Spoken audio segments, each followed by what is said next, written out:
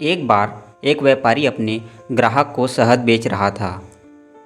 तभी अचानक व्यापारी के हाथ से शहद का बर्तन फिसल कर गिर गया। बहुत सा शहद जमीन पर बिखर गया। जितना शहद उठाया जा सकता था व्यापारी ने उठा लिया, परंतु कुछ शहद फिर भी ज़मीन पर गिरा रह गया। कुछ ही देर में बहुत सी मक्खियाँ उस शहद पर आकर बैठ गई। मीठा मीठा शहद उन्हें बड़ा अच्छा लगने लगा। वह जल्दी जल्दी उसे चाटने लगी। जब तक उनका पेट भर नहीं गया मक्खियाँ शहद चाटती रही। जब मक्खियों का पेट भर गया और उन्होंने उड़ना चाहा तो वह उड़ ना सकी, क्योंकि उनके पंख शहद में चिपक गए थे। उड़ने के लिए उन्होंने बहुत कोशिश की, परंतु वह फिर भी उड़ ना सकी। वह जितना छटपटाती उनके पंख उतने ही चिपकते जाते।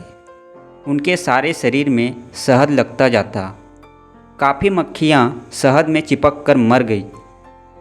बहुत सी मक्खियाँ पंख चिपकने से छटपटा रही थी, परंतु तब भी नई मक्खियाँ शहद के लालच में वहाँ आती रही। मरी और छटपटाती मक्खियों को देखकर भी वह शहद खाने का लालच ना छोड़ पाई। मक्खियों की दुर्गति और मूर्खता से आप समझ सकते हैं कि जो लोग जीभ के स्वाद के लालच में पड़ जाते हैं वे इन मक्खियों के समान ही मूर्ख होते हैं। स्वाद के थोड़ी देर के सुख उठाने के लालच में वह अपने स्वास्थ्य को नष्ट कर लेते हैं, रोगी बनकर तड़पते हैं और जल्द ही मर जाते हैं। इसलिए जीवन में संयम अति आवश्यक है। धन्यवाद। श्री सीताराम।